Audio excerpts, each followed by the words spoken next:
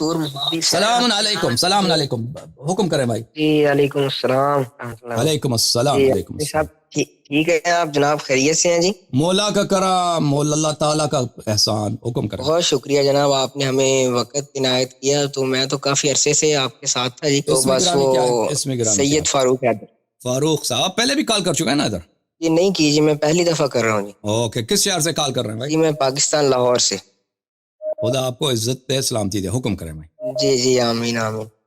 تو میں نے جی آپ کا لائیو یہ شو بھی سن رہا تھا اپنا، تو اس میں کافی ایسے لوگ ہیں جنہوں نے آپ کو تنگ بھی کیا اور آپ کافی غصے میں بھی ہوئے، تو کائنڈلی ہمارے ساتھ وہ غصے نہ ہوئیے گا، تو میں بھی آپ کے ساتھ پیار سے بات کروں گا اور آپ بھی پیار کے ساتھ بات کیجیے گا۔ میں اچھی بات ہے۔ بیسک اس چیز کا قائل ہی نہیں ہوں کہ اگر کوئی شخص کہہ دے، کوئی شخص آپ سے کہہ دے کہ ابو بکر معاف کیا عمر ابن الخطاب نے، عبداللہ ابن عمر ابن الخطاب نے سنہ 265 ہجری میں حدیث نقل کی ہے، تو آپ کو کیا غصہ آئے گا یا آپ اس سے پیار کریں گے؟ نہیں، یہ تو استغفر اللہ، اس کی بات پہ تو ہنسی آئے گی نا جی کہ وہ ہاں جی وہ کس ہجری کا بندہ ہے اور 265 ہجری میں وہ اس کو روایت کر رہا ہے جی، اللہ اللہ، اس میں تو ہنسی والی بات ہوگی نا جی۔ بالکل بالکل۔ تو اب میں اپنی عرضی پیش کرتا ہوں جی۔ جی جناب۔ اچھا جی، وہ کچھ اشکالات تھے تو ان کا ارتفاع چاہیے تھا جی۔ جی جناب۔ جی حضرت، عرض یہ تھی کہ جب رسول اللہ صلی اللہ علیہ وآلہ وسلم نے وہ جو سورۃ تحریم والی بات ہے کہ اللہ کے نبی صلی اللہ علیہ وآلہ وسلم جب قد فرض اللہ لکم تحلۃ ایمانکم والی بات ہوئی، تو کیا رسول اللہ صلی اللہ علیہ وآلہ وسلم نے جو قسم کھائی تھی اس کا کفارہ ادا فرمایا تھا یا نہیں ادا فرمایا تھا؟ ابھی میرے ذہن میں نہیں، حدیث دیکھنا پڑے گا اس کے ذہن میں، اگر اس نے قسم کھائی تھی تو ضرور کیا ہوگا، مجھے نہیں معلوم، ابھی میرے ذہن میں نہیں ہے، میں بھی دیکھ کے بتا سکتا ہوں آپ کو کہ شیعہ حدیث میں اس کا کیا ہے، میں بھی دیکھتا ہوں۔ بھلے ہاں، یہاں پہ حدیث ہے کتاب کافی میں کہ حضرت امام باقر علیہ السلام سے پوچھا گیا کہ رسول پاک صلی اللہ علیہ وآلہ وسلم نے کیسے کفارہ دیا؟ قال اطعم 10 مساکین لکل مسکین مد، انہوں نے 10 مساکین کو طعام دیا، ہر مسکین 10، اور ہر مسکین کو ایک مد طعام دیا، ٹھیک ہے نا یہ حدیث۔ تو یعنی رسول اللہ صلی اللہ علیہ وآلہ وسلم نے ثابت ہوا، امام جعفر صادق علیہ السلام فرماتے ہیں، امام باقر علیہ السلام سے، اچھا امام باقر علیہ السلام فرماتے ہیں کہ رسول اللہ صلی اللہ علیہ وآلہ وسلم نے کفارہ ادا فرمایا۔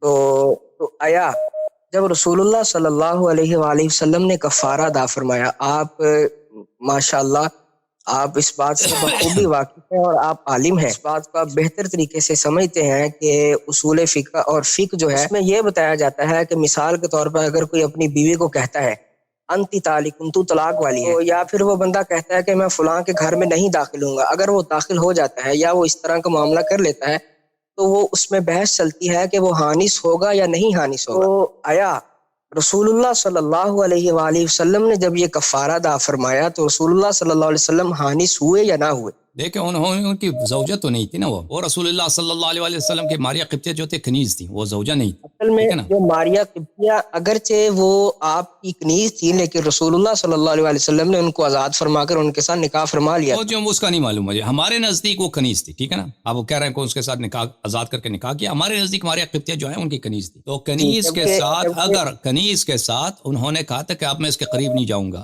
پھر انہوں نے کفارہ دے کر پھر ان کے لیے دوبارہ انہوں نے اس کی قسم حلال ہو گئی، ٹھیک ہے نا، تحلت ایمانکم، ان کی قسم حلال ہو گئی۔ اب آپ کا کیا عقیدہ ہے؟ آپ کا کیا عقیدہ ہے اس مسئلے پر کہ رسول پاک صلی اللہ علیہ وسلم یہ وہ ماریہ قبطیہ والی بات نہیں ہے نا، آپ کہتے ہیں وہ ہوا ہے شہد والا، انہوں نے شہد کو لے اپنے حرام بنا کیا تھا اصل میں؟ جی حضرت وہ نا جی، اصل میں اس کے بارے میں مختلف روایت ملتے ہیں، امام سیوطی کی، امام قرطبی کی، جبکہ امام قرطبی فرماتے ہیں کہ وہ جو شہد والی بات ہے نا، وہ فرماتے ہیں کہ وہ زیادہ بہتر ہے، امام قرطبی علیہ الرحمہ فرماتے ہیں کہ وہ زیادہ بہتر ہے جو شہد والی بات ہے۔ تو ٹھیک ہے، آپ کے نزدیک کیا ہے؟ انہوں نے اپنے لیے اپنے نزدیک دیکھیں، اپنے نزدیک انہوں نے شہد کو حرام کیا، پھر کیا کفارہ دیا نہیں دیا؟ آپ لوگ کیا کہتے ہو؟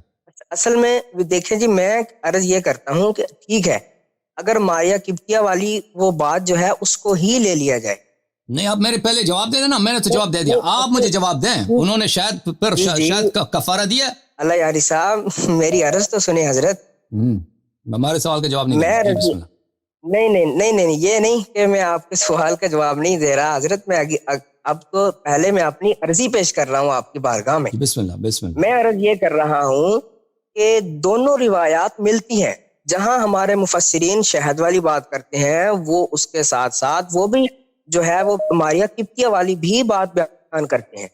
میری عرض یہ ہے کہ رسول اللہ صلی اللہ علیہ وآلہ وسلم اگر وہی بات ہو کہ ماریہ قبطیہ والی رسول اللہ صلی اللہ علیہ وآلہ وسلم کی وہ کنیزہ تھیں تو رسول اللہ صلی اللہ علیہ وآلہ وسلم نے ان کے ساتھ نکاح فرمایا. تو جب رسول اللہ صلی اللہ علیہ وآلہ وسلم جو تھے وہ ان کے ساتھ جس طرح وہ زوجیت والے معاملات ہوتے ہیں تو وطی وغیرہ یا باقی سارے معاملات رسول اللہ صلی اللہ علیہ وسلم نے ان کے ساتھ ادا فرمائے. تو اگر اسی کو ہی ہم اس پر ہی بات کریں تو آیا رسول اللہ صلی اللہ علیہ وآلہ وسلم نے اگر ان کو اپنے اوپر حرام کر لیا تھا, کیا جو لونڈی ہوتی ہے یا جو کنیز ہوتی ہے تو اس کے ساتھ بندہ اگر وطی وغیرہ کا جو معاملہ ہے اس کو حرام کر لے یا اس کو اس کے ساتھ نہ کرے تو اس میں کیا کوئی حرج لازم آتا ہے؟ اگر وہ اس کے منکوحہ ہے نا, اگر آپ کہہ رہے ہو نکاح ہے, اگر نکاح ہے تو یہ کیا عورت کے ساتھ وطی کرنا یہ 4 مہینے میں 1 دفعہ لازمی ہے. لیکن اگر کوئی لونڈی ہے کنیز ہے تو اس کے ساتھ وطی کرنا کوئی ضروری نہیں ہے. ضروری نہیں, بالکل ٹھیک ہو گیا.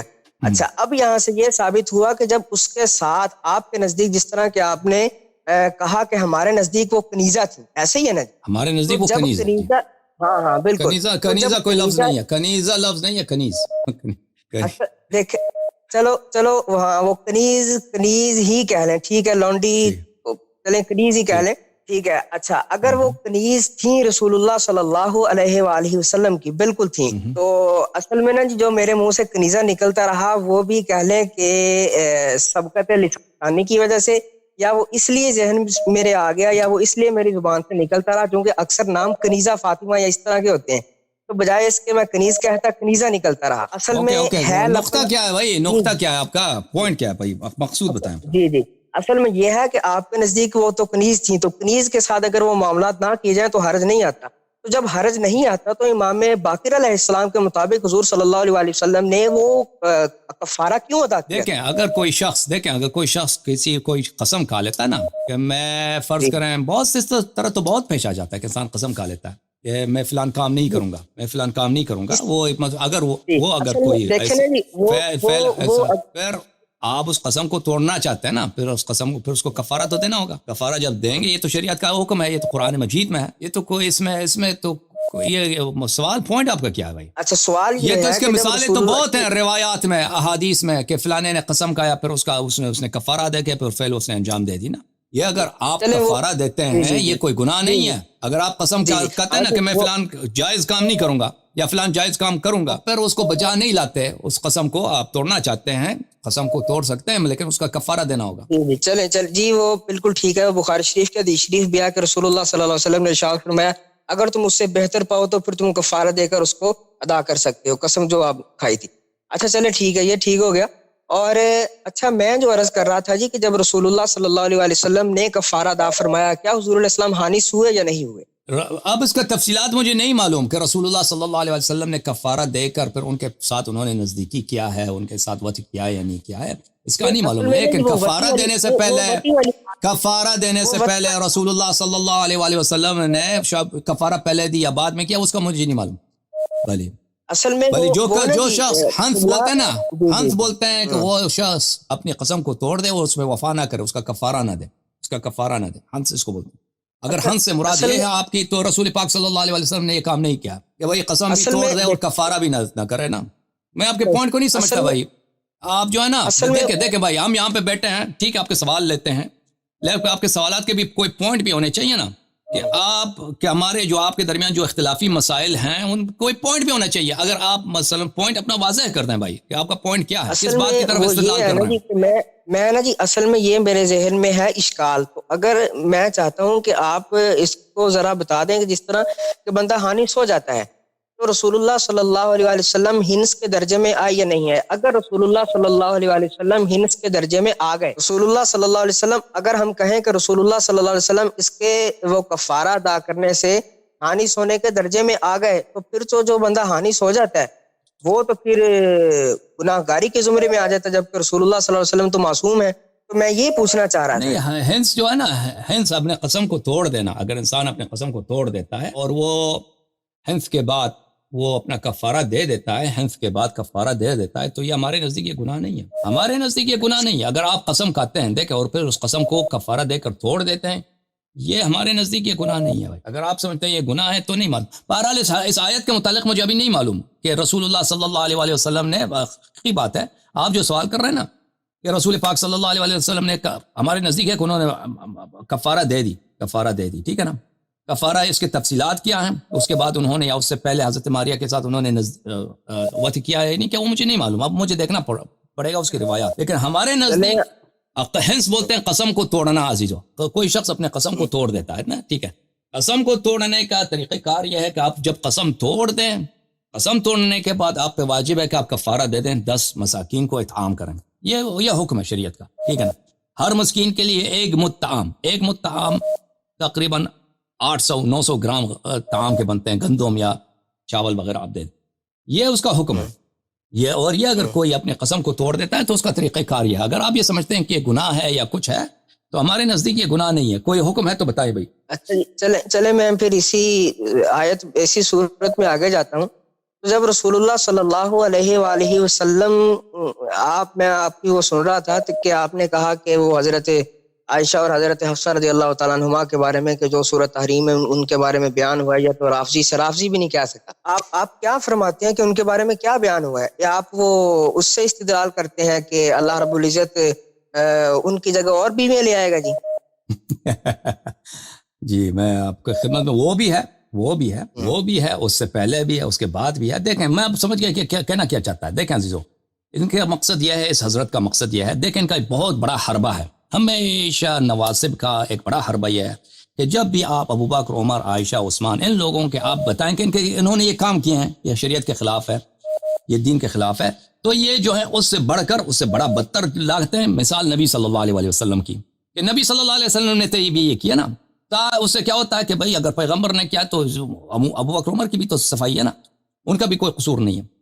تو یہاں پر سورہ تحریم میں بہت شدید الفاظ میں تقبیح ہے ابو بکر عمر، کس کی؟ عائشہ اور حفصہ۔ اچھا، تو اس کی صفائی کے لیے یا ابھی جو کوشش کر رہے تھے وہ یہ تھے کہ نبی صلی اللہ علیہ وسلم کی کوئی گناہ ثابت کر رہے ہیں، کہ دیکھ اگر سورہ تحریم میں عائشہ اور حفصہ کی کوئی مذمت ہے تو نبی صلی اللہ علیہ وسلم نے انہوں نے بھی حنس کیا۔ اب میں سمجھ گیا آپ کے کہتے ہیں کہ حانس ہوئے یا حانس نہیں، انہوں نے قسم توڑی یا نہیں توڑی، یہی کوشش تھی نا آپ کی کہ کہہ دیں کہ اگر ان کی مذمت ہے، کہ اگر عائشہ کی مذمت ہے تو نبی صلی اللہ علیہ وسلم کی مذمت ہے، یہی کہنا چاہ رہے تھے۔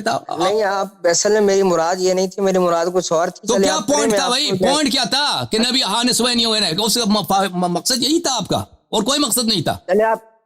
چلے آپ اس کا جواب دے دینا جی۔ تو اب پتہ چلا نا عزیزو، ان کا جو خدعہ تھا، ان کا جو چال تھا، وہ فریب تھا، مجھے سمجھ نہیں آ رہی تھی کہنا کیا چاہ رہے ہیں۔ اب سمجھ گئے نا کہ نبی صلی اللہ علیہ وسلم نے گناہ کیا سورہ تحریم میں، ان سے انہوں نے قسم توڑ دی ہے۔ کوئی وہ گناہ ہوتا نہیں ہے بھائی، قسم توڑنا اگر آپ کفارہ دیتے ہیں گناہ نہیں ہوتا، اللہ نے خود وہ راستہ کھول دیا بشرط کہ آپ کفارہ دیں، یہ پہلی بات۔ اب جو کہتے ہیں جو مذمت ہے نا، مذمت تو کہ یہ ہے کہ ان تتوبا الی اللہ فقد صغت قلوبکما، کہ اللہ تعالیٰ فرماتا ہے کہ بلا شک و بلا ریب آپ دونوں کے دلیں جو ہیں وہ کیا ہو گئے؟ زائغ ہیں، زاغت قلوبکما، آپ دونوں کے دل ٹیڑے ہیں۔ ربنا لا تزغ قلوبنا بعد اذ ہدیتنا۔ اصل میں یہ جو آپ یہ جو اللہ یاری صاحب، یہ جو آپ ترجمہ کر رہے ہیں سغت کا ٹیڑے والا، یہ آپ کس ڈکشنری سے کر رہے ہیں؟ ہم ابھی بتاتے ہیں کس روح سے، قرآن کی روح سے کر رہے ہیں۔ کریں آپ قرآن کی روح سے کر رہے ہیں ٹیڑے والا، ابھی آپ کو بتاتے ہیں کیسے۔ عزیزو یہ کتاب ہے تفسیر الدر المنثور، ٹیڑے والا یہ ہے عزیزو، یہ کتاب ہے الدر المنثور فی التفسیر بالمعثور، تالیف عبد الرحمن السیوطی، جز نمبر 8، یہ ہے صفحہ، یہ ہے چھاپ سنہ 2009 کی بیروت لبنان میں چھپی ہے۔ یہ سورہ تحریم ہے عزیزو، ملاحظہ فرمائیے، بلی سورہ تحریم ہے۔ بسم اللہ الرحمن الرحیم، یا ایھا النبی لما تحرم، اس کے آیات میں آ جاتا ہے یہ آیت عزیزو، آیات میں آیت آ جاتی ہے ان تتوبا الی اللہ فقد صغت قلوبکما، ہم نے کہا کہ صغت قلوبکما سے مراد ہے زاغت قلوبکما، ٹیڑے والی۔ یہ کہتے ہیں کہاں سے کہہ رہے ہیں، ابھی آپ کو بتاتے ہیں کہاں سے کہہ رہے ہیں۔ ملاحظہ فرمائیے اسی تفسیر میں جو سب سے اہم تفسیر ہے، جس میں روایات کی روح سے تفسیر کی گئی ہے، صفحہ نمبر 219 میں ملاحظہ فرمائیے، اخرج ابن مردوہ بلے واما قوله تعالی ان تتوبا الی اللہ فقد صغت قلوبکما، اخرج ابن جریر طبری نے وہ ابن مردوی نے، دونوں نے ابن عباس سے روایت کیا فقد صغت قلوبكما قالت مالت، مالت میل ٹیڑھاپن کو بولتے ہیں عربی زبان میں، میل، مالت ٹیڑھا ہو گئی ہے، اثمت گناہ کار ہو گئی ہے. اخرج ابن المنذر عن ابن عباس، ابن عباس سے روایت کیا ہے صغت قال مالت، صغت کا مطلب ہے ٹیڑھا ہو گیا. واخرج عبد بن حمید عن قتادہ فی قوله صغت قال مالت، اس نے بھی قتادہ نے بھی کہا صغت کا مطلب ہے مالت. واخرج ابن حمید عن مجاہد قال كنا، مجاہد نے کہا كنا نرى ان صغت قلوبكما شيء حين، مجاہد جو بہت بڑے مفسرین ہیں تابعین میں، مجاہد کہتے ہیں کہ ہم یہ سمجھ رہے تھے کہ صغت جو ہے اس کوئی سخت مذمت نہیں ہے، شیء حین، یہ کوئی شدید مذمت نہیں ہے، ہلکی مذمت ہے. حتی سمعناه بقراءة عبد اللہ، لیکن ہم نے پھر عبداللہ ابن مسعود کی قراءت دیکھی کہ یہ آیت کا اس طرح ہے عبداللہ ابن مسعود کے تلاوت میں، ان تتوبا الی اللہ فقد صغت قلوبکما، یہ جو ہے عزیزو فقد صغت قلوبکما اس نے چینج کیا بھائی، بل ان تتوبا الی اللہ فقد صغت قلوبکما، یہاں پہ پیرنتھیسز رکھی ہے نا، پیرنتھیسز کے میں سے ہٹا دیا ہے، لیکن یہ میں نے بہت سارے ابھی مجھے تعجب ہوا کہ اجازت دیں، یہ مجاہد کی حدیث میں نے کتاب ابن جریر طبری میں دیکھی ہے، اس نے کہا کہ میں سمجھتا تھا کہ یہ ایک چھوٹی چیز ہے، لیکن میں نے عبداللہ بن مسعود کے قرات میں جو دیکھا ہے وہ ابن جریر طبری کی تفسیر میں یہی ہے کہ زاغت قلوبکما، کہ اصل قرآن کا لفظ بھی یہی ہے کہ صغت قلوبکما، عبداللہ بن مسعود کی تلاوت میں اس کی قرات میں زاغت قلوبکما، زیغ قلب ہے. اچھا اس کے بعد یہ ختم ہو گئے. لیکن اگر ابن جریر کی میں تفسیر آپ کو دکھاؤں اس میں کئی ایک روایات ہیں کہ صغت کا مطلب ہے زاغت، ٹھیک ہے نا، زیغ قلب، اور زیغ قلب آپ کو پتہ ہے زیغ قلب قرآن میں کس کو بولتے ہیں؟ نفاق کو بولتے ہیں، کفر کو بولتے ہیں. اور بولو. اچھا ایک منٹ، آپ نے یہ جو وہ پڑھی تھی یہ ابن جریر طبری والی جو آپ نے پڑھی ہے وہ حین والی، یہ ذرا الفاظ دوبارہ پڑھیے گا. دوبارہ پڑھتے ہیں آپ کی خدمت میں، ایک منٹ میں ابن جریر کھول دوں. کئی اقوال دکھائے نا، وہ سب کہہ رہے تھے کہ صغت سے مراد مالت ہے. نہیں وہ اصل میں جی میں آپ کی بات سمجھ گیا ہوں، لیکن یہ جو آپ نے پڑھا تھا یہ ذرا عربی میں دوبارہ پڑھیے گا. وہ یہ ہے کہ مجاہد نے کہا كنا نرى ان صغت قلوبكما شيء حين حتى رأيناه في ایک منٹ ذرا معذرت کے ساتھ كنا نرى، ابھی میں دوبارہ دکھاتا ہوں وہ روایت، وہ میں ابن جریر میں دکھاؤں گا نا تو اس میں زیادہ بہتر ہے، لیکن میں تفسیر در منصور میں یہ آپ ذرا ایسے پڑھیے گا. كنا نرى ان صغت قلوبكما شيء حين، ان صغت قلوبكما شيء حين. ابھی میں دوبارہ دکھا دیتا ہوں، صفحے کہاں گئے، اس کو صفحے مجھ سے چھوٹ گیا. ہاں یہ ابھی دکھاتا ہوں، میں دکھاتا ہوں اسکرین پہ، میں نے ایک دفعہ دکھایا، دوسری دفعہ دکھاتا ہوں، لیکن اس روایت میں انہوں نے اس چاپ میں غلطی ہے، اس چاپ میں وہ زاغت قلوبکما ہے، عبداللہ بن مسعود کی تلاوت میں زاغت قلوبکما ہے. اچھا میں دکھاتا ہوں وہ جو روایت آپ کہہ رہے ہیں، آپ یہ ہے در منصور، ٹھیک ہے نا، وہ یہ ہے بھائی. وأخرج ابن عبد بن حميد عن مجاهد كنا نرى أن صغت قلوبكما شيء حين حتى سمعناه بقراءة عبد الله إن تتوبا إلى الله. اصل میں نا جی، اصل میں اللہ یاری صاحب میں آپ کو اس لیے بار بار کہہ رہا تھا کہ آپ اس کو دوبارہ پڑھیں، چونکہ جب آپ پہلے پڑھ رہے تھے نا تو آپ حین نون نہیں پڑھ رہے تھے، آپ حین پڑھ رہے تھے. آخر میں انسان جملے کے آخر میں تنوین نہیں پڑھتا نا بھائی، یہ تو آپ کو پتہ ہونا چاہیے، جب وقت کرتا ہے تنوین کون پڑھتا؟ اصل میں میں آپ کی بات کو سمجھ گیا ہوں، لیکن وہ میرے ذہن میں اشکال یہ آ رہا تھا کہ شاید آپ ہے جو ہے اس کو جر سمجھ کے پڑھ رہے ہیں، جبکہ یہ تو شے کی صفت واقع ہو رہی ہے. ٹھیک ہو گیا، ٹھیک ہے آپ چلیں آگے. بھائی شیء حین یعنی شیء حین. اچھا میں آپ کو ابن جریر، جی جناب حکم کریں بھائی. اصل میں یہ جو آپ نے میرے سامنے عبارات پڑھی ہے نا جی، تو مالت عصمت والی، مالت و عصمت والی، تو پہلی تو بات یہ ہے کہ آپ نے کہا یہ جو مالت ہے اس کا معنی ہوتا ہے ٹیڑھا پن، ایسے ہی ہے نا؟ میل کس کو بولتے ہیں آپ مجھے بتاؤ. رکے نا ایک منٹ، آپ اس کا یہی معنی لے رہے ہیں نا کہ مالت کا معنی ہوتا ہے ٹیڑھا پن. بالکل، مالت یعنی ٹیڑھا ہو گیا، بالکل. تو آپ مجھے یہ بتائیں کہ آپ نے یہ جو ٹیڑھے والا معنی ہے یہ کہاں سے لیا، جبکہ مالا یمیلو میلن کا معنی تو مائل ہونا بھی ہوتا ہے. وہ کسی طرف مائل ہو جاتے ہیں نا، مائل ہو جاتے ہیں. ابھی میں دکھاتا ہوں، کسی طرف مائل ہو جاتے ہیں، وہ مائل ہو جاتے ہیں اس لیے کہ انسان کسی طرف مائل ہو جاتا ہے، اس کی طرف ٹیڑھا ہو جاتا ہے، وہ بھی ایک مجازی معنی ہے، وہ ایک طرف مجازی معنی. اللہ یاری صاحب بات سنیں، آپ اپنی طرف سے بات نہ ٹھوسیں. وہ اس طرح کے جبکہ یہاں جو بات ہے آپ جو ترجمہ کر رہے ہیں آپ ترجمہ ٹھیک نہیں کر رہے. یہاں لفظ ہے مالت، تو مالت کا آپ مانا کر رہے ہیں ٹھیک ہے، آپ اجازت دیں نا سورہ میں تفسیر تبری آپ کے لیے نکالتا ہوں نا، تفسیر تبری میں بہت واضح ہو جائے گا. قبلہ میرے بھی عرض سن لیں. میں عرض یہ کر رہا ہوں کہ یہاں پہلے یہ تو ثابت ہو گیا نا کہ مالت، جہاں آپ نے لفظ مالت سے آپ نے ٹیڑے والا معنی مراد لیا، تو ہر جگہ جو ہے آپ مالت، ہر جگہ کیا بلکہ آپ مالت سے ٹیڑے والا معنی یہاں مراد نہیں لے سکتے، اس لیے کہ المیلو کا معنی ہوتا ہے دلان. عصمت سے کیا مراد ہے؟ عصمت ٹھیک ہے، اگر آپ عصمت سے ان کا گناہ مراد لیتے ہیں، اگر آپ یہ کہتے ہیں کہ یہ ایسا معاملہ ہوا، یہ آپ نے اپنا امام جلال الدین سیوطی رحمۃ اللہ علیہ کی عبارت پیش کی ہے نا. وہ نہیں، وہ اس کی اپنی عبارت نہیں ہے، وہ یہ کبار تابعین کے عبارات ہیں اور صحابہ کے عبارات ہیں. عبداللہ ابن عباس اور صحابہ جن کا میں نے ذکر کیا ہے، ٹھیک ہے نا، ان کے عبارات ہیں. یہ سیوطی کے اپنے عبارات نہیں ہیں. بالفرض آپ جو بات کر رہے ہیں اس کو مان بھی لیا جائے. پہلے تو آپ نے وہ ٹیڑے پن والی بات کی نا، پہلے تو یہ ثابت ہو گیا نا کہ مالا یمیلو میلن، مالت سے مراد وہاں ٹیڑا پن نہیں ہے. ٹیڑا پن نہیں ہے، ٹیڑا پن نہیں ہے، نہیں ہے. اوکے، میں ابھی آپ کو دکھاتا ہوں. ٹیڑا پن نہیں ہے یہ کہہ رہا ہوں. ابھی عزیزوں ملاحظہ فرمائیں، میں آپ کو تفسیر تبری دکھاتا ہوں جو سب سے اہم تفسیر ہے. جماعت مخالفین کا تفسیر تبری ہے. یہ کتاب تفسیر التبری جامع البیان عن تاویل آیہ القرآن، جز نمبر 26، دار چھاپ ابن الجوزی القاہرہ میں یہ کتاب چھپی ہے، مصر میں. یہ ہے چھپی ہے سنہ 2009 میں. یہاں پر ملاحظہ فرمائیے سورہ تحریم، اسی آیت کی شرح میں جاتے ہیں، اسی آیت کی تفسیر میں. اللہ آپ کا بھلا کرے. یہ کہہ رہے ہیں کہ مالت کا مطلب، سغت کا مطلب ٹیڑھاپن نہیں ہے. ملاحظہ فرمائیے عزیزوں، آپ خود بھی بعد میں، اگر ابھی اسکرین میں نظر نہیں آ رہا تو بعد میں دیکھ لیجئے. یہ پہلی روایت ہے عزیزوں عبداللہ ابن عباس سے، جو آپ لوگوں نے خود روایت کی ہے کہ وہ ربانی ہادی الامہ. بخاری میں حدیث ہے عزیزوں کہ رسول اللہ صلی اللہ علیہ وسلم نے عبداللہ ابن عباس کو گلے لگایا اور کہا کہ اللہم علمہ الکتاب. صحیح کہہ رہا ہوں نہیں کہہ رہا ہوں بھائی؟ مجھے بتاؤ. اصل میں یہ ہاں، اب میرے سامنے عبارت آئی ہے. اب مجھے اجازت دیں بھائی، اب میری باری ہے. یہ حدیث میں صحیح نقل کر رہا ہوں نہیں کر رہا ہوں؟ بخاری میں حدیث ہے کہ رسول پاک صلی اللہ علیہ وسلم نے عبداللہ ابن عباس کو گلے لگایا اور فرمایا اللہم علمہ الکتاب، اے اللہ اس کو کتاب کی علم عطا فرما. یہ دعا ہے پیغمبر کی، یعنی بخاری میں. جی وہ تو بالکل ہے نا. بالکل. اب دیکھیں اللہم علمہ الکتاب عبداللہ ابن عباس کا ہے. عبداللہ ابن عباس کیا فرماتے ہیں؟ ملاحظہ فرمائیے. عبداللہ ابن عباس سے روایت، پہلی روایت، ان تتوبا الی اللہ فقد صغت قلوبکما، یقول زاغت قلوبکما. زاغت، زیغ ٹیڑھاپن کو بولتے ہیں نہیں بولتے مولوی صاحب؟ ایمانداری سے جواب دو. اچھا اگر نہیں جواب دو. اچھا نہیں، یا ہاں بولو یا نہ بولو.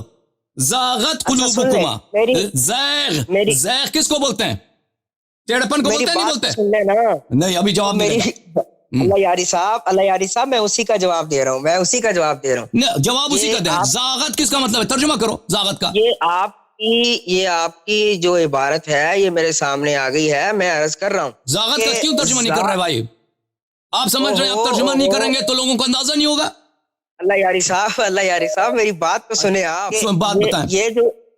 یہ جو آپ پڑھ رہے ہیں کہ ان تتوبا الی اللہ فقد صغت قلوبکما یقول زاغت قلوبکما، آپ آگے والی ذرا تھوڑی سی پڑھیں نا کہ آگے کیا لکھا ہوا ہے. نا تو اجازت دیں، اس کا ترجمہ تو پہلے کریں نا کہ زاغت کا مطلب ہے. آپ نے ترجمہ نہیں کیا نا، آپ نے اتنا وقت آپ نے ہمارے لیے خاموش ہیں. ایک منٹ خاموش میرے بھائی. اتنا دیر آپ، میں نے 5-6 دفعہ آپ سے پوچھا ہے کہ پلیز زاغت کا قلوبکما اس کا مطلب ٹیڑھاپن ہے یا نہیں؟ آپ کہہ رہے ہیں میں جواب دے رہا ہوں. جواب نہیں دیا آخر تک. جواب نہیں دیا آخر تک نا. جواب دے دو. اللہ یاری صاحب جواب بہت آسان ہے، ایک جملے میں کہہ دو ہے یا نہیں ہے. آپ میری بات سنیں. میں آگے بھی پڑھ رہا ہوں. اب مجھے پڑھنے دو، عبارت پڑھنے دو. آپ مجھے عبارت پڑھنے دو نا بھائی، عبارت پڑھنے دو. جواب نہیں دے گا یہ بھائی، اس کا ایمان ختم ہو گیا. سورہ تحریم پہ ان کا ایمان نہیں ہے. ہاں، جہاں پر قرآن اور عائشہ کا ٹکراؤ نا، جہاں قرآن اور عائشہ کا ٹکراؤ ہو وہاں پر یہ عائشہ کو پکڑ لیں گے، قرآن کو چھوڑ دیں گے. میرے پاس علم زیادہ ہے. پہلی تو بات یہ ہے کہ آپ نے کہا اس کا علم ختم ہو گیا. آپ یہ نہیں کہہ سکتے کسی کا علم ختم ہوا. میں نے کہا کہ قرآن سے آپ کا ایمان ختم ہو گیا بھائی. سورہ تحریم پہ آپ کا ایمان نہیں ہے. میری بات سنیں. آپ یہ نہیں کہہ سکتے کسی کو کہ اس کا علم ختم ہو گیا یا نہیں ہوا. میں اس وقت آپ مجھے کہہ سکتے ہیں تیرا علم ختم ہو گیا. میں یہ دعویٰ کروں، اگر سن لیں اوکے نہیں، اب میری بات سنیں. اگر میں یہ دعویٰ کروں کہ میں علم میں کامل اکمل مکمل ہوں تو پھر آپ زاغت قلوبکما تو کیوں ختم ہو گیا. جب کہ کیوں جھوٹ کہہ رہے تھے نا؟ کیوں جھوٹ کہہ رہے تھے؟ میں جواب دوں گا. اب لوگ کیوں جھوٹ کہہ رہے تھے؟ کیوں ہمارا وقت ضائع کر رہے تھے؟ کیوں جھوٹ کہہ رہے تھے کہ میں جواب دوں گا؟ تو میں نے 10 دفعہ پوچھا کہ اس کا ترجمہ کرو تم. میں غلط ترجمہ، تو صحیح ترجمہ کر، کیوں ترجمہ نہیں کیا آخر تک؟ اب موقع دے رہا ہوں، زاغت قلوبکما کا ترجمہ کیا ہے؟ ترجمہ کرو نا تم۔ آپ جو کہہ رہے ہیں نا آپ کا علم ختم ہو گیا، آپ جو کہہ رہے ہیں نا میرے علم ختم ہو گیا، ختم نہیں ہوا آپ کا علم، باقی آپ کا علم بے نہایت۔ ترجمہ کرو تم، ترجمہ کرو۔ کروں گا تو آپ پھر کریں گے۔ میں پہلی تو بات یہ ہے کہ میں نے یہ دعویٰ کیا ہی نہیں، آپ نے میرے اوپر جھوٹ باندھا ایک، اور دوسری بات میں آپ کو کہہ رہا ہوں آپ آگے والی عبارت پڑھیں پھر میں اس کی طرف آتا ہوں۔ اوکے، آگے والی عبارت بھی پڑھتے ہیں۔ آگے والی عبارت یہ ہے، یہ روایت جو ہے یہاں سے شروع ہوتی ہے دوستو، یہاں پہ ختم ہوتی ہے۔ آگے والی عبارت پڑھتے ہیں، ان تتوبا الی اللہ فقد زاغت قلوبکما، یقول اللہ فرماتا ہے زاغت قلوبکما، اللہ فرماتا ہے تمہارے دل ٹیڑے ہو گئے، یقول اللہ فرماتا ہے قد اثمت قلوبکما، تمہارے دل گناہ کار ہو گئے۔ یہ اگلے والے عبارت میں نے دونوں کا ترجمہ کیا، اب بولو، اب ترجمہ کرو، زاغت قلوبکما کا ترجمہ کیا ہے؟ بولو۔ آپ نہیں، آپ نے کس کا ترجمہ کیا؟ کون سی والی عبارت کا ترجمہ کیا؟ دونوں کا ترجمہ کیا بھائی؟ بس چھوڑو، تم ڈرامہ بازی ہو، تم ترجمہ نہیں کرو گے، بس چپ کرو، بس خاموش، ڈرامہ باز، میں ترجمہ کروں گا، ترجمہ خواہ کرو گے تم، یہ تمہارے مذہب کا انتہا ہے، یہ اللہ کی شہادت ہے کہ عائشہ کا قلب ٹیڑھا ہے، اس کے قلب میں ایمان نہیں ہے۔ اس کے بعد یہ مجاہد کا قول ہے، کنا نرى ان قوله فقد صغت قلوبكما شيء هين، ہم دیکھتے تھے، ہمارا عقیدہ تھا، ہمارے یہ رائے یہ تھی کہ صغت قلوبکما یہ ایک ہلکی، ایک خفیف، ایک غیر اہم مذمت ہے۔ حتی سمعت، لیکن میں نے بعد میں سمعت قراءت ابن مسعود کی قراءت سنی ہے، ان تتوبا الی اللہ فقد زاغت قلوبکما، یہ نص قرآن ہے کہ عبداللہ ابن مسعود کی تلاوت میں، بات سنو، عبداللہ ابن مسعود کی تلاوت میں یہ تفسیر نہیں ہے، یہ اس کی تلاوت میں یہ اللہ نے اسی طرح نازل کیا ہے، زاغت قلوبکما نازل کیا ہے۔ اچھا، اس کے بعد سعید نے قتادہ سے روایت کی، فقط صغت قلوبکما ای مالت قلوبکما، میل ٹیڑھپن کو بولتے ہیں، ہاں مائل ہونے کو نہیں بولتے، مائل ہو گئی ہے، مائل ہونے کو نہیں بولتے، مائل بھی ٹیڑھے کو بولتے ہیں۔ اور سنو بھائی، اللہ یاری صاحب، میں آپ کو مولا علی علیہ السلام کا واسطہ ڈالتا ہوں کہ آپ میری کال نہ کاٹیے گا، میں غلط بات نہیں کروں گا۔ بس آپ سنو، اب پھر قتادہ کی حدیث، صغت قلوبکما ای مالت قلوبکما، مالت یعنی ٹیڑھا ہو گیا ہے۔ ضحاک بہت بڑے مفسر تابعین میں سے، فقط صغت قلوبکما یقول زاغت، زیغ ٹیڑھاپن، ترجمہ نہ کرو تم، میں ترجمہ کرتا ہوں، تو ترجمہ نہ کر، کوئی بات نہیں، پتہ چلا نا کہ تیرا ایمان قرآن پہ کتنا ایمان ہے، تو ترجمہ نہ کر۔ حدثنا ابن حمید، اور سنو، حدثنا مہران، حد سفیان کا بھی قول، صغت قلوبکما زاغت قلوبکما، زیغ سے ٹیڑھاپن۔ اب بولو۔ اب میں بالکل بولتا ہوں، اللہ یاری صاحب، آپ نے وہ جو پہلی آپ نے عبارت پڑھی ہے، یقولو زاغت قلوبکما، یقولو، اس سے آگے کیا لکھا ہوا ہے؟ میں نے پورا پڑھیا، پورا نہیں آپ نے پڑھا، اللہ جانتا ہے میں نے۔ اچھا سن لیں میری چھوٹی سی عرض سن لیں، میں نے پوری حدیث پڑھی ہے عبداللہ ابن عباس کی اور سب کی، میں نے کوئی نہیں چھوڑا ہے بھائی، وقت ضائع نہ کرو، بس چھوڑو۔ آپ سنتے تو ہے نہیں، میں نے آپ کو پہلے بھی یہی بات بھائی 2 منٹ بات کرو، حیدری صاحب 2 منٹ بات کرو، اس کے بعد میری اور آپ کی خداحافظی، جو مرضی کہنا ہے۔ وہ بات ہو گئی نا، میں نے آپ کو پہلے کہا تھا، اب میں یہ بات کر کے چلیں، آپ مجھے نہ بھی وقت دیں، میں لوگوں کو یہ بتاتا جاؤں، یہ بات سنیں، اس بندے نے خیانت کی ہے، وہ خیانت کس طرح کی ہے؟ اس لیے کہ جس طرح کے بعض قرآن کی آیات جو ہیں اس کی تفسیر ہے، اسی طرح حدیث جو ہے وہ بعض احادیث کی تفسیر ہے، اسی طرح جو اقوال ہوتے ہیں مفسرین محدثین کے، ان کے بعض کے ساتھ جو اقوال ہوتے ہیں ان کے ساتھ تفسیر ہوتی ہے۔ اب دیکھیں کہ یہاں جو آ رہا ہے، اکثر و بیشتر جو زیادہ تر آ رہا ہے وہ آ رہا ہے مالت قلوبکما، یہاں جو زاغت ہے نا، آپ اس کو اس کے ساتھ نہ ثابت کریں کہ ہر جگہ قرآن کا ایک ہی ترجمہ ہوتا ہے، وَأَمَّا الَّذِينَ فِي قُلُوبِهِمْ زَيْغٌ فَيَتَّبِعُونَ، آپ اس کے ساتھ اس کو نہ ملائیں۔ یہاں جو سیاق و سباق بتا رہا ہے، جو عبارات دیکھی جاتی ہیں، ان میں بہت سارا جو اس میں ہم اس کو دیکھتے ہیں، پرکھتے ہیں، سمجھتے ہیں، جب تک سیاق و سباق ہمارے سامنے نہ ہو ہم اس عبارت کو نہیں سمجھ سکتے۔ اب یہاں جو سیاق و سباق اور وہ جو بہت ساری روایات جو ہیں وہ جس قول کی طرف ہمیں اشارہ دے رہی ہیں، جس کی طرف اشارہ کر رہی ہیں، جس طرح یہ آخر میں بیان ہوا، حدثنا بشر والا قال حدثنا یزید قال حدثنا سعید بن قتادہ فقد صغت قلوبکما اے مالت قلوبکما، یعنی کہ ان کے دل مائل ہو گئے۔ اور دوسری بات یہ ہے کہ آپ جو وہاں ترجمہ زاغت کا کر رہے ہیں، اس زاغت کی تفسیر جو ہے وہ اے حرف تفسیر مالت قلوبکما کے ساتھ ہو رہی ہے۔ میل اور زیغ ایک ہی چیز کو بولتے ہیں، سب جانتے ہیں یہ بھائی، آپ ہاں سنیں، یہ ڈرامہ بازی، آپ خیانت کر رہے ہیں، آپ خیانت کر رہے ہیں، آپ کسی سے ترجمہ کروا لیں, آپ دنیا کے کسی مفسر سے ترجمہ کرا لیں, کسی محدث سے ترجمہ کرا لیں, کسی ڈکشنری والے سے ترجمہ کروا لیں کہ مالت کا معنی کیا تم یہ کر سکتے ہو جس طرح جی تم نے کہا کہ وہ جو ان کے کفر و نفاق آ گیا تھا, جو ان کے دل ٹیڑے ہو گئے تھے, مائل کا معنی آپ جو ٹیڑے والا معنی کر رہے ہیں نا, مائل کا ٹیڑے والا معنی مراد نہیں ہے, مائل کا ہے میلان ہونا, مائل ہونا. جس طرح کہ ہم کہتے ہیں قد امیلا, یا اس طرح مائل ہو گئے, یا ان کے جو ہے وہ کسی طرف جھک گیا, یا اس طرح کا ترجمہ کر سکتے ہیں. ٹیڑے والا آپ ترجمہ نہیں کر سکتے. اس کی تفسیر اے مالت قلوبکما کے ساتھ ہو رہی ہے. آپ خیانت نہ کریں. دیکھیں زیغ کے لفظی معنی آپ مانتے ہیں کہ ٹیڑا ہونا زیغ کا, لیکن اس کی تفسیر اے کے ساتھ ہو رہی ہے نہیں ہو رہی؟ ٹھیک ہے, اچھی بات ہے. اب آپ کے 2 منٹ ختم ہو گئے ہیں بھائی. دیکھیں میں ایسے لوگوں کے ساتھ دیکھیں, ایک چھوٹی سی مجھے بات بتا دیں اللہ یاری صاحب, ایک چھوٹی سی بات بتا دیں اور میری کال کاٹ دیں. آپ کو اجازت ہے؟ بالکل اجازت ہے. اے حرف تفسیر ہے یا نہیں؟ آپ نے اگر یہ اس کا ہاں نہ میں جواب نہ دیا تو آپ جھوٹے ثابت ہو گئے. آپ مجھے یہ بتائیں کہ اے حرف تفسیر ہے یا نہیں ہے؟ جی ہاں, حرف تفسیر بھی حرف ندا بھی ہے. دیکھ ہاں, اے حرف ندا بھی ہے, حرف تفسیر بھی ہے, لیکن یہاں پر جو سیاق و سباق بتا رہا ہے وہ حرف ندا نہیں بتا رہا. یہاں پر جو سیاق و سباق بتا رہا ہے وہ اے حرف تفسیر بتا رہا ہے کہ وہ فقط سقط قلوبکما. یہ جو نا انسان اگر اذا لم تکن لک حیا فاصنع ما شئت, اگر انسان کی حیا نہ ہو نا, وہ بولتے جاؤ اب بات سنو. آپ میں حیا نہیں ہے, پھر جو چاہو کرو, یہ تم میں ٹھیک ہے. ابھی میں دکھاتا ہوں, ابھی ایک کتاب میں مزید دکھاتا ہوں. ابھی میں کتاب نہیں ہے, اگر آپ میں حیا ہوتی تو اوکے ابھی ایک بات کتاب سنو. تم میں حیا نہیں ہے. اوکے مجھ میں حیا نہیں ہے. اب میں نے کاٹا نہیں, آپ کو صرف میوٹ میں رکھا ہے. دیکھو عزیزو, یہ کہہ رہا ہے کہ دیکھیں آپ, میں اب ایک بدیہی بات کے لیے, جیسے میں انگلش جانتا ہوں نا, انگلش میں اسنیک کس کو بولتے ہیں؟ اسنیک سانپ کو بولتے ہیں انگلش زبان میں. اگر میں اسنیک کی سپیلنگ کروں تو کیسے لکھوں گا؟ SNAKE, یہ اسنیک ہے. اب کوئی شخص مجھے کہہ دے کہ تم اسنیک لکھ دو عربی زبان انگلش زبان میں اسنیک لکھ دیتا ہوں حروف کے ساتھ. سامنے والا ایک شخص کہتا ہے نہیں تم نے غلط لکھا ہے, میں اسنیک لکھتا ہوں. وہ سانپ کی تصویر بنا لیتا ہے, ٹھیک ہے نا, اور کہتا ہے یہ اسنیک ہے. بھائی میں ایسے شخص سے کیا کہوں؟ ایسے شخص سے یہ بھائی وہ لوگوں کو بیوقوف بنا سکتا ہے اس طرح کے آدمی جس کو کسی بات کا نہیں معلوم. لیکن سب علماء کو پتا ہے کہ میل کا مطلب عربی زبان میں ٹیڑے پن کو بولتے ہیں, اور زیغ بھی ٹیڑے پن کو بولتے ہیں. اچھا ملاحظہ فرمائیے عزیزو, یہ کتاب ہے کتاب العین خلیل ابن احمد فراہیدی کی کتاب ہے, جزء رابع, چاپ دارالکتب العلمیہ. یہاں پر میں آپ کو لے کے چلتا ہوں صفحہ نمبر 434 میں.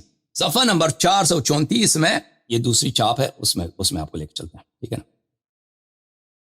جلد نمبر 4, یہ کتاب العین الجزء الرابع, تحقیق الدکتور مہدی المخزومی والابراہیم السامرائی. یہاں پر کتاب العین, یہ جو سب سے پرانی سب سے معتبر عربی زبان کا جو ڈکشنری ہے, ملاحظہ فرمائیے اس میں صفحہ نمبر 434. دیکھو عزیزو, یہاں پر الزیغ المیلو, زیغ بولتے ہیں ٹیڑھپن کو, والتزایغ التمایل فی الاسنان. تزایغ کس کو بولتے ہیں؟ تزایغ کا مطلب ہے جس کے دانت میں ٹیڑھپن ہو.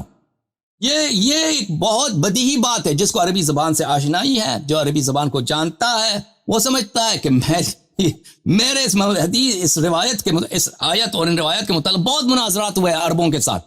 ان میں سے کسی نے نہیں کہا کہ میل کا مطلب جو ہے وہ مائل ہونا ہے. مائل ہونا یعنی کسی سے محبت کرنا. میں نے انہوں نے نہیں کہا, یا کسی نے کہا کہ زیغ کا مطلب ٹیڑھپن نہیں ہے, کسی نے نہیں کہا. وہ واضح ہے, جیسے آپ اردو زبان میں لفظ ٹیڑھا سمجھتے ہیں کہ ٹیڑھا کیا ہے, اس میں کوئی مناظرے کی کوئی بات نہیں ہوتی, ٹھیک ہے نا. یہاں پر بھی زیغ وہ واضح ہے. دیکھو زیغ کا کیا مطلب ہے؟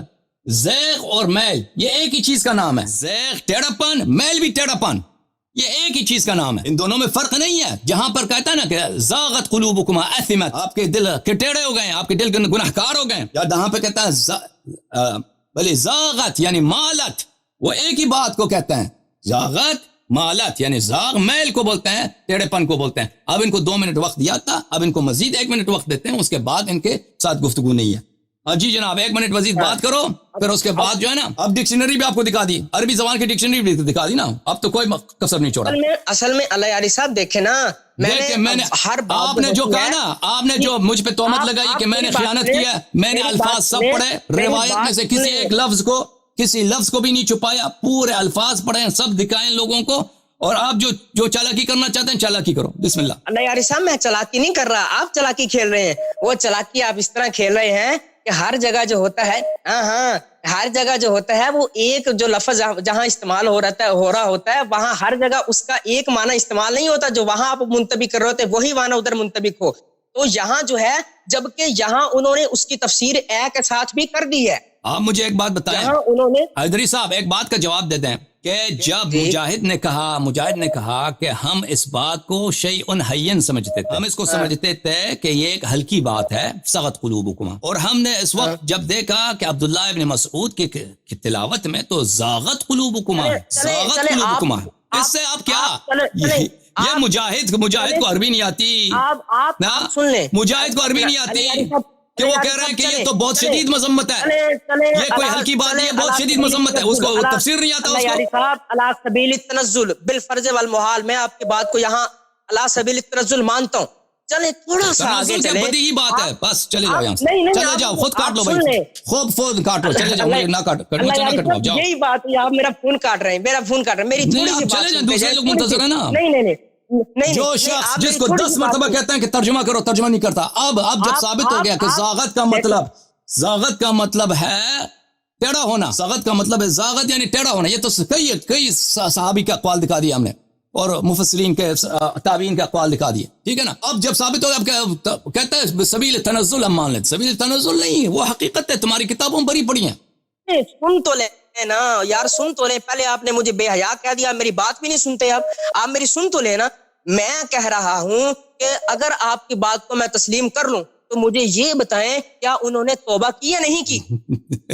اگر توبہ کرتا نا تو اللہ کسی کو اس طرح, جو اللہ تعالیٰ ستار العیوب ہے, اللہ تعالیٰ ستار العیوب ہے, اللہ تعالیٰ کسی کو بے عزت اجازت, بس اللہ تعالیٰ ستار العیوب ہے. اللہ تعالیٰ اگر کوئی توبہ کرتا ہے اس کے توبے کو قبول بھی کرتا ہے, اور اس کو کسی کو اس طرح بے عزت کر کے اس کے مثلا گناہ کو ملا کر دے اس طرح سب کے سامنے, حالانکہ وہ توبہ کر چکا ہے. اللہ تعالیٰ یہ کام نہیں کرتا, یہ کام مسلمان کے لیے بھی درست نہیں ہے, یہ کام مسلمان یہ کام کر رہے ہیں. اجازت دیں بات کے لیے, اجازت دیں, میری بات ختم نہیں ہوئی. ہاں, اگر وہ توبہ کر چکی ہوتی تو اللہ تعالیٰ اس کے ساتھ, اگر مثلا اللہ تعالیٰ اس کے توبے کی آیت بھی نازل کر دیتا نا, اللہ تعالیٰ نے اس کے گناہ کے آیت نازل کر دی, اور اس کے بعد مسلسل مذمت. ضرب اللہ مثلا للذین کفروا امرأة نوح وامرأة لوط كانتا تحت عبدین من عبادنا صالحین فخانتاهما. کنایے کے ساتھ کس کی طرف اشارہ ہے؟ ضرب اللہ مثلا للذین کفروا للذین کفروا. یہ سوچ لو کبھی, قرآن میں تدبر بھی کیا کرو. امرأة نوح وامرأة لوط, اور اگر یہ توبہ کر چکی ہوتی تو اللہ تعالیٰ اس کے بعد جو آیا نازل کیا نا, ضرب اللہ مثلا للذین آمنوا, اس کی مثال دے دیتی, لیکن اس کی مثال نہیں دی. کس کی مثال دی؟ فرعون کی زوجے کی مثال دی. وضرب اللہ مثلا للذین آمنوا امرأة فرعون اذ قالت رب ابن لی عندک بیتا فی الجنہ ونجنی من فرعون وعمله ونجنی من القوم الظالمین. اگر یہ توبہ کر چکی ہوتی نا تو مثال بھی اس کے دیتی. اللہ تعالیٰ نے جب کافروں کی مثال دی, وہ سورہ جو اس کی مذمت میں ہے, زوجے نوح اور زوجے لوط کی مثال دی, تاکہ تم یہ نہ کوئی نبی کی وائف ہے. نبی کے وائف تو پہلے بھی گزر چکے ہیں نا. اور جب مومنین کی مثال دی تو کس کی مثال دی؟ زوجے فرعون, اپنے سب سے بڑے دشمن کی مثال, اس کی وائف کی مثال دی, ٹھیک ہے نا. اگر یہ توبہ کر چکی ہوتی تو امیر المومنین علیہ السلام کی جنگ میں نہ آتی. اگر یہ توبہ کر چکی ہوتی تو تلوار لے کر اہل بیت طاہرین علیہ السلام کے خلاف وہاں مکے سے لے کر بصرے تک خطبہ دے کر لشکر کو للکارنا کہ جا کے علی سے جنگ لڑتے ہیں, یہ نہ کرتی ہے. اگر یہ طائب کا یہ عمل نہیں ہوتا, طائب کا عمل یہ نہیں ہوتا کہ وہ سید المسلمین امیر المومنین علیہ السلام, جس کے متعلق رسول اللہ صلی اللہ علیہ وسلم نے فرمایا لعہد النبی الامی الیہ لا يحبک الا مؤمن ولا یبغضک الا منافق, کہ میرے سے دشمنی نہیں کرتا سوائے منافق کے, اور مجھ سے محبت نہیں کرتا سوائے مؤمن کے. اس کے خلاف تلوار اٹھانا, لشکر لے کے آنا, یہ طائب کا یہ توبہ ہے. یہ اسی کا کام ہے جس کا دل زائغ ہے, جس کا دل ایمان سے خالی ہے, ٹھیک ہے نا. توبہ کیا اس نے, توبہ کیا تو آیت کہاں ہے؟ سورہ تحریم میں دکھاؤ اس کے توبہ کی آیت. مجھے بات کرنے دیں گے یا نہیں دیں گے؟ جی بسم اللہ, آپ مجھے بتائیں, آپ مجھے بات کرنے دیں گے یا نہیں دیں گے؟ 2 منٹ آپ کا آخری دفعہ 2 منٹ, اس کے بعد خود فون کاٹو, اس کے بعد خود فون کاٹو.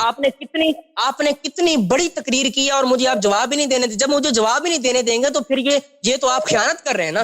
لوگ کیا کہیں گے جب 2 منٹ آپ کا ٹائم ہے, 2 منٹ آپ کا ٹائم ہے. بسم اللہ. نہیں ہے لوگ, میں 2 منٹ میں ہی کر دوں گا. لوگ بھی جاہل نہیں ہے جو سن رہے ہیں, انہیں پتہ ہے یہ بندہ اپنی کیے جا رہا ہے, اگلے کو جواب ہی نہیں دینے دے رہا. اب میری سن لیں, منطق کا قاعدہ یہ ہے, آپ قم سے پڑھے ہوئے ہیں نا, آپ کو تو منطق زیادہ آتی ہوگی. منطق کا قاعدہ یہ ہے کہ اذا فات الشرط فات المشروط, جب شرط فوت ہو جائے تو مشروط فوت ہو جاتی ہے. آپ مجھے یہ بتائیں کہ اگر اللہ رب العزت نے فرما دیا ان تتوبا الی اللہ فقد صغت قلوبکما وان تظاہرا، آگے جو ہے وہ فإن اللہ هو مولاه وجبریل وصالح المؤمنین والملائکۃ بعد ذلک ظہیر عسى رب ان طلقكن ان يبدلوا ازواجا خيرا منكن مسلمات مؤمنات قانتات تائبات عابدات سائحات سیبات وابکارا. آپ یہ جو اچھا یہاں کہا اگر تم توبہ، انہیں یہ ان ہے شرطیہ، اس کی شرط جو ہے وہ ہے محذوف. اب اصل میں موجود ہے، شرط موجود ہے، مشروط محذوف ہے بھائی، مشروط محذوف نہیں. اچھا دیکھیں سن لیں میری بات. تو کہا کہ جب اللہ رب العزت نے کہہ دیا کہ اگر تم توبہ نہیں کرو گی تو پھر کیا ہوگا؟ جواب شرط. سنیں اب اللہ یاری سب سن لیں میری، اب بھاگے نہیں آپ.